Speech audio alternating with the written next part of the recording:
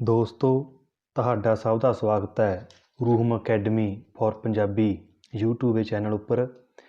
ਇਸ ਚੈਨਲ 'ਤੇ ਆਪਾਂ ਪੰਜਾਬੀ UGC ਨੈੱਟ ਸੰਬੰਧੀ ਚਰਚਾ ਕਰਾਂਗੇ। ਸਭ ਤੋਂ ਪਹਿਲਾਂ ਮੈਂ ਤੁਹਾਨੂੰ ਆਪਣੇ ਬਾਰੇ ਦੱਸ ਦਿਆਂ ਕਿ ਮੇਰਾ ਨਾਮ ਰਵਿੰਦਰ ਕੁਮਾਰ ਬਾਂਸਲ ਹੈ ਅਤੇ ਮੈਂ ਪੰਜਾਬ ਯੂਨੀਵਰਸਿਟੀ ਚੰਡੀਗੜ੍ਹ ਦੇ ਪੰਜਾਬੀ ਵਿਭਾਗ ਅੰਦਰ ਰਿਸਰਚ ਸਕਾਲਰ ਹਾਂ। ਦੋਸਤੋ, ਅੱਜ ਦੇ ਇਸ ਲੈਕਚਰ ਅੰਦਰ ਆਪਾਂ ਚਰਚਾ ਕਰਾਂਗੇ ਕਿ NTA UGC ਨੈੱਟ ਵਿਸ਼ਾ ਪੰਜਾਬੀ ਦੇ ਪੇਪਰ ਦੀ ਤਿਆਰੀ ਕਿਵੇਂ ਕੀਤੀ ਜਾਵੇ ਕਿ ਅਸੀਂ ਇਸ ਦਾ ਪੂਰਾ ਸਿਲੇਬਸ ਕਵਰ ਕਰ ਸਕੀਏ। ਦੋਸਤੋ, ਨੈੱਟ ਦੇ ਪੇਪਰ ਅੰਦਰ ਹਰੇਕ ਵਿਸ਼ੇ ਦੇ ਸਿਲੇਬਸ ਦਾ ਲੰਮਾ ਵਿਸਤਾਰ ਹੁੰਦਾ ਹੈ ਅਤੇ ਭਾਸ਼ਾ ਨਾਲ ਸੰਬੰਧਿਤ ਵਿਸ਼ਿਆਂ ਵਿੱਚ ਇਸ ਦਾ ਖੇਤਰ ਹੋਰ ਵੀ ਵਿਸ਼ਾਲ ਹੋ ਜਾਂਦਾ ਹੈ, ਕਿਉਂਕਿ ਭਾਸ਼ਾ ਕੋਈ ਵੀ ਹੋਵੇ, ਪੰਜਾਬੀ, ਹਿੰਦੀ, ਅੰਗਰੇਜ਼ੀ ਆਦਿ ਸਭ ਦਾ ਸਾਹਿਤ ਲੰਬੇਰੇ ਸਮਾਂ ਕਾਲ ਵਿੱਚ ਫੈਲਿਆ ਹੁੰਦਾ ਹੈ। ਅਜਿਹੇ ਵਿੱਚ ਪਰੇਸ਼ਾਨੀ ਇਹ ਆਉਂਦੀ ਹੈ ਕਿ ਹਜ਼ਾਰਾਂ ਸਾਲਾਂ ਦੇ ਇਤਿਹਾਸ ਅੰਦਰ ਫੈਲੇ ਇਸ ਸਾਹਿਤਕ ਰਚਨਾਵਾਂ ਅਤੇ ਉਹਨਾਂ ਦੇ ਰਚਨਾਕਾਰਾਂ, ਸਾਹਿਤ ਵਿਧਾਵਾਂ ਆਦਿ ਸੰਬੰਧੀ ਜਾਣਕਾਰੀ ਨੂੰ ਕਿਵੇਂ ਯਾਦ ਰੱਖਿਆ ਜਾਵੇ। ਦੋਸਤੋ, ਮੈਂ ਤੁਹਾਨੂੰ ਅੱਜ ਆਪਣੇ ਨਿੱਜੀ ਤਜਰਬਿਆਂ ਵਿੱਚੋਂ ਦੱਸਾਂਗਾ ਕਿ ਕਿਵੇਂ 9ਵੀਂ ਤੋਂ 10ਵੀਂ ਸਦੀ ਦੇ ਨਾਥ ਜੋਗੀਆਂ ਤੋਂ ਲੈ ਕੇ ਅੱਜ ਤੱਕ ਦੇ ਸਮੇਂ ਦੌਰਾਨ ਫੈਲੇ ਇਸ ਲੰਬੇਰੇ ਕਾਲ ਦੇ ਪੰਜਾਬੀ ਸਾਹਿਤ ਸੰਬੰਧੀ ਪੜ੍ਹਦੇ ਹੋਏ ਕਿਵੇਂ ਨੋਟਸ ਤਿਆਰ ਕਰੀਏ ਕਿ ਅਸੀਂ ਕੁਝ ਪੇਜਾਂ ਦੀ ਛੋਟੀ ਜਿਹੀ ਕਾਪੀ ਅੰਦਰ ਹੀ ਇਸ ਸਮੁੱਚੇ ਸਾਹਿਤ ਦੀ ਜਾਣਕਾਰੀ ਨੂੰ ਨੋਟ ਕਰ ਸਕਦੇ ਹਾਂ ਅਤੇ ਨੈੱਟ ਦੇ ਸਮੁੱਚੇ ਸਿਲੇਬਸ ਨੂੰ ਹੱਲ ਕਰ ਸਕਦੇ ਹਾਂ। ਦੋਸਤੋ, ਇਸ ਲਈ ਸਭ ਤੋਂ ਪਹਿਲਾਂ ਸਾਨੂੰ NTA UGC ਨੈੱਟ ਏਜੰਸੀ ਵੱਲੋਂ ਦਿੱਤੇ ਗਏ ਪੰਜਾਬੀ ਨੈੱਟ ਦੇ ਸਮੁੱਚੇ ਸਿਲੇਬਸ ਨੂੰ ਵਾਚਣਾ ਜਾਂ ਦੇਖਣਾ ਬਹੁਤ ਜ਼ਰੂਰੀ ਹੈ। ਦੋਸਤੋ, NTA ਨੇ ਪੰਜਾਬੀ ਵਿਸ਼ੇ ਦੇ ਨੈੱਟ ਪੇਪਰ ਲਈ ਜੋ ਸਿਲੇਬਸ ਮੁਕਰਰ ਕੀਤਾ ਹੈ ਉਸ ਨੂੰ 10 ਭਾਗਾਂ ਵਿੱਚ ਵੰਡਿਆ ਗਿਆ ਹੈ। ਨੰਬਰ 1, ਸਾਹਿਤ ਰੂਪ, ਸਾਹਿਤ ਸ਼ਾਸਤਰੀ ਪਰੰਪਰਾ ਅਤੇ ਸਾਹਿਤ ਇਤਿਹਾਸਕਾਰੀ।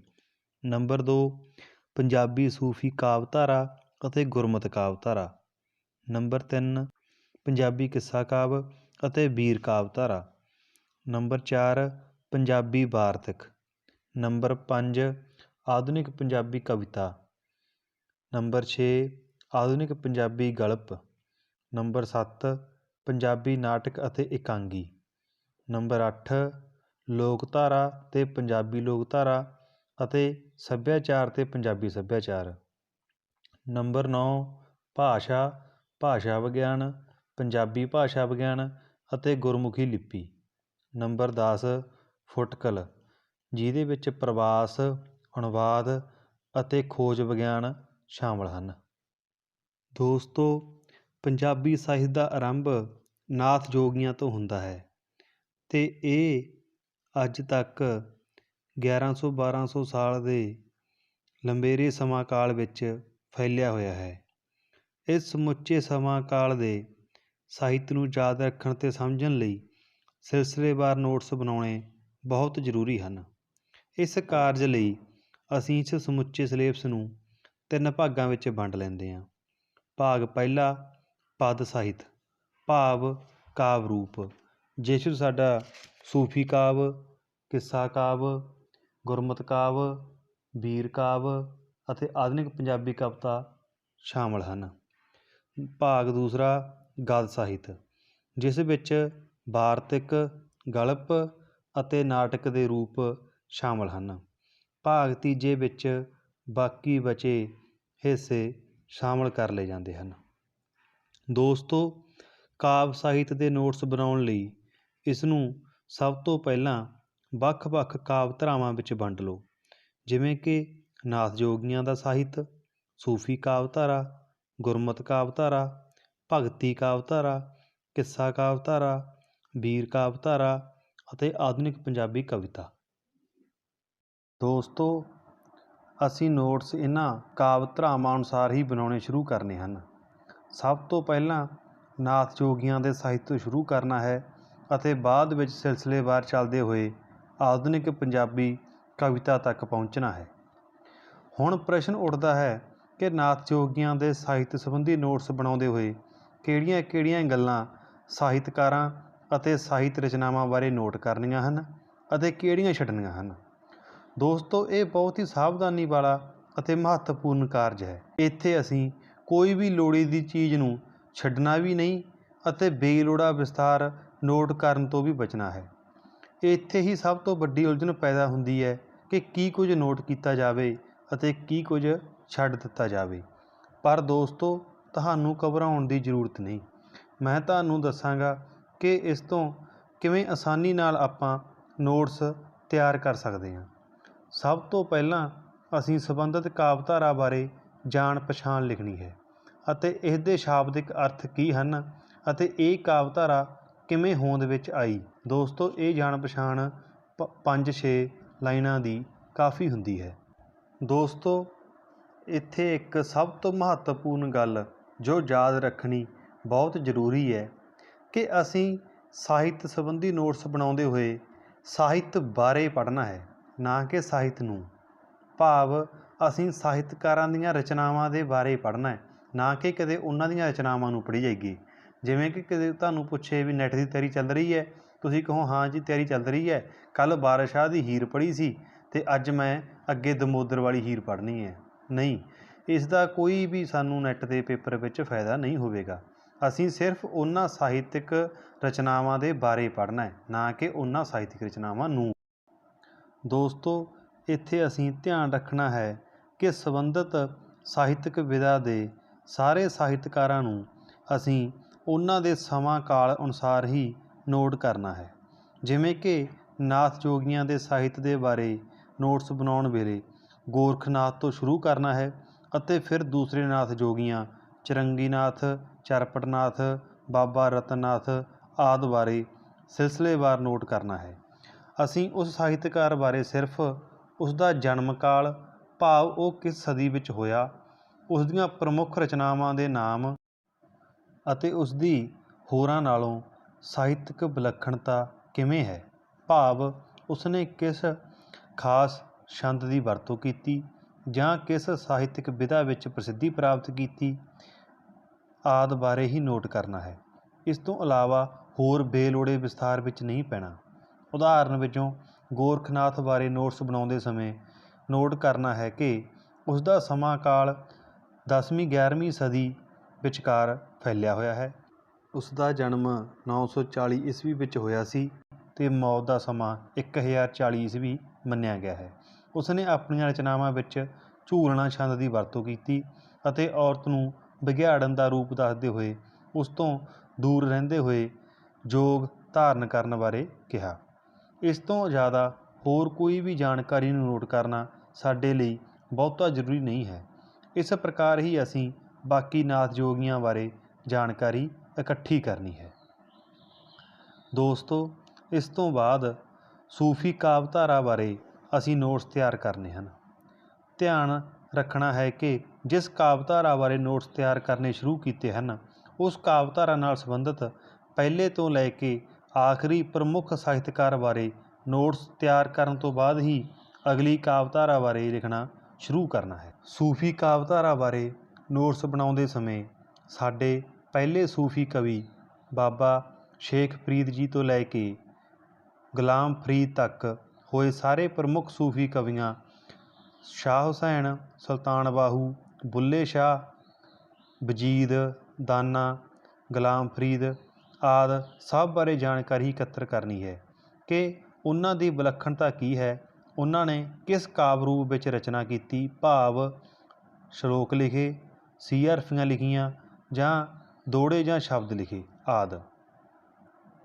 ਇਸ ਤੋਂ ਇਲਾਵਾ ਕੋਈ ਵੀ ਵਿਲੱਖਣ ਰਾਗ ਜਾਂ ਜੇਕਰ ਕੋਈ ਛੰਦ ਉਹਨਾਂ ਨੇ ਵਰਤਿਆ ਹੈ ਤਾਂ ਉਸ ਨੂੰ ਵੀ ਆਪਾਂ ਨੋਟਸ ਵਿੱਚ ਦਰਜ ਕਰਨਾ ਹੈ। ਇਸ ਦੇ ਨਾਲ ਹੀ ਉਹਨਾਂ ਦੀਆਂ ਰਚਨਾਵਾਂ ਦੇ ਪ੍ਰਮੁੱਖ ਵਿਸ਼ੇ ਬਾਰੇ ਵੀ ਨੋਟ ਕਰਨਾ ਹੈ ਕਿ ਕਿਹੜਾ ਕਵੀ ਕਿਹੜੇ ਵਿਸ਼ੇ ਨੂੰ ਪ੍ਰਮੁੱਖ ਤੌਰ 'ਤੇ ਆਪਣੀਆਂ ਰਚਨਾਵਾਂ ਵਿੱਚ ਦਰਸਾਉਂਦਾ ਹੈ। ਇਸ ਤੋਂ ਬਾਅਦ ਗੁਰਮਤਿ ਕਾਵਿਧਾਰਾ ਆਉਂਦੀ ਹੈ। ਇਸ ਦਾ ਆਰੰਭ ਗੁਰੂ ਨਾਨਕ ਦੇਵ ਜੀ ਤੋਂ ਹੁੰਦਾ ਹੈ। ਇਸ ਵਿੱਚ ਸਿੱਖ ਗੁਰੂਆਂ ਦੀ ਬਾਣੀ, ਭਾਈ ਗੁਰਦਾਸ ਦੀਆਂ ਵਾਰਾਂ ਆਦਿ ਸ਼ਾਮਲ ਹਨ। ਇਸ ਸਮੇਂ ਦੇ ਮਹੱਤਵਪੂਰਨ ਗ੍ਰੰਥ ਸ਼੍ਰੀ ਗੁਰੂ ਗ੍ਰੰਥ ਸਾਹਿਬ ਬਾਰੇ ਵੀ ਜਾਣਕਾਰੀ ਇਕੱਤਰ ਕਰਨੀ ਜ਼ਰੂਰੀ ਹੈ। ਕਿ ਕਿੰਨੇ ਗੁਰੂਆਂ ਭਗਤਾਂ ਗੁਰਸਿੱਖਾਂ ਦੀ ਬਾਣੀ ਇਸ ਵਿੱਚ ਦਰਜ ਹੈ। ਸਾਡੇ ਬਾਣੀਕਾਰਾਂ ਸੰਬੰਧੀ ਨੋਟਸ ਬਣਾਉਂਦੇ ਸਮੇਂ ਕੁਝ ਗੱਲਾਂ ਧਿਆਨ ਵਿੱਚ ਰੱਖਣੀਆਂ ਬਹੁਤ ਜ਼ਰੂਰੀ ਹਨ ਕਿ ਉਹਨਾਂ ਨੇ ਕਿਹੜੇ ਕਾਵਿ ਰੂਪਾਂ ਦੀ ਵਰਤੋਂ ਕੀਤੀ, ਕਿੰਨੇ ਰਾਗਾਂ ਵਿੱਚ ਬਾਣੀ ਰਚੀ ਅਤੇ ਕਿਸ ਵਿਸ਼ੇ ਨਾਲ ਸੰਬੰਧਿਤ ਰਚਨਾ ਕੀਤੀ, ਕਿਉਂਕਿ ਸਾਡੇ ਬਾਣੀਕਾਰਾਂ ਵੱਲੋਂ ਵਰਤੇ ਕਾਵਿ ਰੂਪਾਂ ਬਾਰੇ ਨੈੱਟ ਦੇ ਪੇਪਰ ਵਿੱਚ ਪ੍ਰਸ਼ਨ ਲਾਜ਼ਮੀ ਆਉਂਦਾ ਹੀ ਹੈ। ਇਸ ਤੋਂ ਬਾਅਦ ਭਗਤੀ ਕਾਵਿਧਾਰਾ ਬਾਰੇ ਜਾਣਕਾਰੀ ਇਕੱਤਰ ਕਰਨੀ ਸ਼ੁਰੂ ਕਰਨੀ ਚਾਹੀਦੀ ਹੈ ਕਿ ਕਿਹੜੇ ਭਗਤਾਂ ਦੀ ਬਾਣੀ ਨੂੰ ਗੁਰੂ ਗ੍ਰੰਥ ਸਾਹਿਬ ਵਿੱਚ ਥਾਂ ਮਿਲੀ। ਦੋਸਤੋ, ਬਹੁਤ ਸਾਰੇ ਭਗਤ ਕਵੀਆਂ ਨੇ ਸਾਹਿਤਕ ਰਚਨਾ ਕੀਤੀ, ਪਰ ਸਾਡੇ ਲਈ ਮਹੱਤਵਪੂਰਨ ਭਗਤ ਕਬੀਰ, ਰਵਿਦਾਸ ਅਤੇ ਨਾਮਦੇਵ ਹੀ ਪ੍ਰਮੁੱਖ ਹਨ। ਅਸੀਂ ਮੁੱਖ ਤੌਰ 'ਤੇ ਇਹਨਾਂ ਕਵੀਆਂ ਬਾਰੇ ਹੀ ਜਾਣਕਾਰੀ ਇਕੱਤਰ ਕਰਨੀ ਹੈ। ਦੋਸਤੋ, ਅਗਲੀ ਮਹੱਤਵਪੂਰਨ ਵਿਧਾ ਕਿੱਸਾ ਕਾਵਿਧਾਰਾ ਹੈ। ਪੰਜਾਬੀ ਸਾਹਿਤ ਅੰਦਰ ਬਹੁਤ ਸਾਰੇ ਕਿੱਸਾਕਾਰ ਹੋਏ ਹਨ ਅਤੇ ਉਹਨਾਂ ਨੇ ਆਪਣਾ ਨਾਮ ਹਮੇਸ਼ਾ ਲਈ ਪੰਜਾਬੀ ਸਾਹਿਤ ਅੰਦਰ ਅਮਰ ਕਰ ਦਿੱਤਾ।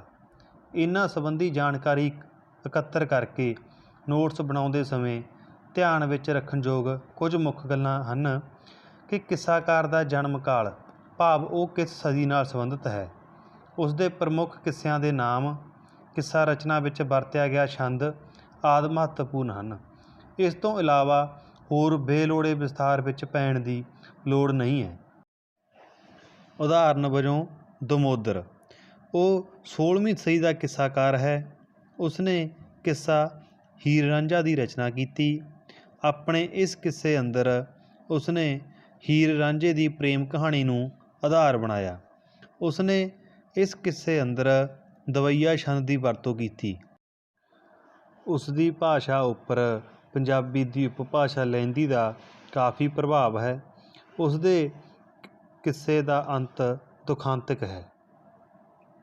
ਦੋਸਤੋ, ਅਗਲੀ ਕਾਵਿ ਵਿਧਾ ਬੀਰ ਰਸੀ ਕਾਵਿਧਾਰਾ ਹੈ। ਪੰਜਾਬੀ ਸਾਹਿਤ ਅੰਦਰ ਕਾਵਿ ਦੇ ਦੋ ਭਾਗ ਹਨ, ਵਾਰ ਸਾਹਿਤ ਅਤੇ ਜੰਗਨਾਮਾ ਸਾਹਿਤ। ਦੋਸਤੋ, ਵਾਰ ਸਾਹਿਤ ਬਾਰੇ ਨੋਟਸ ਬਣਾਉਣ ਵੇਲੇ ਵਾਰ ਬਾਰੇ ਮੁੱਢਲੀ ਜਾਣ ਪਛਾਣ ਲਿਖਣ ਤੋਂ ਬਾਅਦ ਸਭ ਤੋਂ ਪਹਿਲਾਂ ਉਹਨਾਂ 9 ਵਾਰਾਂ ਬਾਰੇ ਨੋਟ ਕਰਨਾ ਹੈ ਜਿਨ੍ਹਾਂ ਦੇ ਕਵੀ ਅਗਿਆਤ ਸਨ, ਜਿਵੇਂ ਕਿ ਟੁੰਡੇ ਅਸਰਾਜੇ ਦੀ ਵਾਰ ਆਦਿ। ਇਸ ਤੋਂ ਬਾਅਦ ਸਿੱਖ ਗੁਰੂ ਸਾਹਿਬਾਨਾਂ, ਭਾਈ ਗੁਰਦਾਸ ਅਤੇ ਹੋਰ ਵਾਰਕਾਰਾਂ ਬਾਰੇ ਜਾਣਕਾਰੀ ਇਕੱਤਰ ਕਰਨੀ ਹੈ। ਇਸ ਵਿੱਚ ਵੀ ਵਾਰਕਾਰ ਦਾ ਨਾਮ, ਵਾਰ ਦੇ ਨਾਇਕ ਬਾਰੇ, ਵਾਰ ਦਾ ਵਿਸ਼ਾ ਅਤੇ ਸਮਾਂ ਕਾਲ ਬਾਰੇ ਨੋਟ ਕਰਨਾ ਹੈ। ਇਸੇ ਪ੍ਰਕਾਰ ਜੰਗਨਾਮਾ ਸਾਹਿਤ ਬਾਰੇ ਜਾਣਕਾਰੀ ਨੂੰ ਇਕੱਤਰਿਤ ਕਰਕੇ ਨੋਟਸਾਂ ਦਾ ਰੂਪ ਦੇਣਾ ਹੈ। ਦੋਸਤੋ, ਆਖਿਰ ਵਿੱਚ ਆਧੁਨਿਕ ਪੰਜਾਬੀ ਕਵਿਤਾ ਬਾਰੇ ਨੋਟਸ ਤਿਆਰ ਕਰਨੇ ਹਨ। ਇਸ ਵਿੱਚ ਕਵੀ ਦਾ ਨਾਮ, ਉਸ ਦੀਆਂ ਕਵਿਤਾਵਾਂ ਦੇ ਮੁੱਖ ਵਿਸ਼ੇ, ਉਹ ਕਿਸ ਵਿਚਾਰਧਾਰਾ ਨਾਲ ਸੰਬੰਧਿਤ ਹੈ, ਭਾਵ ਅਧਿਆਤਮਿਕ ਹੈ, ਪ੍ਰਗਤੀਵਾਦੀ ਹੈ, ਯਥਾਰਥਵਾਦੀ ਹੈ, ਪ੍ਰਯੋਗਵਾਦੀ ਹੈ ਕਿ ਜੁਝਾਰਵਾਦੀ ਹੈ ਆਦਿ, ਅਤੇ ਉਸ ਦੀਆਂ ਮੁੱਖ ਰਚਨਾਵਾਂ ਦੇ ਨਾਮ ਅਤੇ ਉਸ ਨੂੰ ਕਿਹੜੀ ਰਚਨਾ ਲਈ ਕਿਹੜਾ ਪੁਰਸਕਾਰ ਮਿਲਿਆ ਹੈ, ਇਹ ਜਾਣਕਾਰੀ ਇਕੱਤਰਿਤ ਕਰਨੀ ਹੈ। ਇਸ ਤੋਂ ਬਿਨਾਂ ਹੋਰ ਬੇਲੋੜੇ ਵਿਸਤਾਰ ਵਿੱਚ ਨਹੀਂ ਪੈਣਾ, ਭਾਵ ਕਿ ਉਹਨਾਂ ਦੀਆਂ ਰਚਨਾਵਾਂ ਨੂੰ ਪੜ੍ਹਨ ਦੀ ਲੋੜ ਨਹੀਂ, ਸਿਰਫ ਉਹਨਾਂ ਰਚਨਾਵਾਂ ਦੇ ਬਾਰੇ ਹੀ ਪੜ੍ਹਨਾ ਹੈ। ਉਦਾਹਰਨ ਵਜੋਂ ਸ਼ਿਵ ਕੁਮਾਰ ਬਟਾਲਵੀ। ਸ਼ਿਵ ਕੁਮਾਰ ਬਟਾਲਵੀ ਪ੍ਰਸਿੱਧ ਆਧੁਨਿਕ ਪੰਜਾਬੀ ਕਵੀ ਹੈ। ਉਸਨੇ ਬਹੁਤ ਸਾਰੀਆਂ ਰਚਨਾਵਾਂ ਪੰਜਾਬੀ ਸਾਹਿਤ ਨੂੰ ਦਿੱਤੀਆਂ, ਜਿਵੇਂ ਕਿ ਆਟੇ ਦੀਆਂ ਚਿੜੀਆਂ, ਪੀੜਾਂ ਦਾ ਪਰਾਗਾ, ਮੈਂ ਤੇ ਮੈਂ, ਆਰਤੀ, ਲੂਣਾ, ਮੈਨੂੰ ਵਿਦਾ ਕਰੋ ਅਤੇ ਬਿਰਹਾ ਦਾ ਸੁਲਤਾਨ।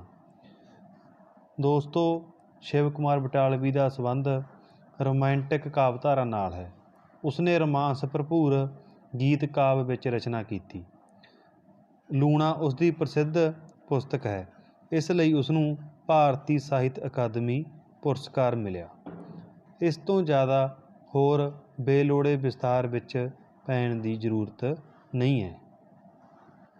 ਦੋਸਤੋ, ਉਮੀਦ ਹੈ ਹੁਣ ਤੱਕ ਦਿੱਤੀ ਜਾਣਕਾਰੀ ਤੁਹਾਨੂੰ ਪਸੰਦ ਆਈ ਹੋਵੇਗੀ। ਅਗਲੇ ਲੈਕਚਰ ਸੁਣਨ ਲਈ ਸਾਡੇ ਰੂਮ ਅਕੈਡਮੀ ਦੇ YouTube ਚੈਨਲ ਨਾਲ ਜੁੜੇ ਰਹੋ। ਧੰਨਵਾਦ।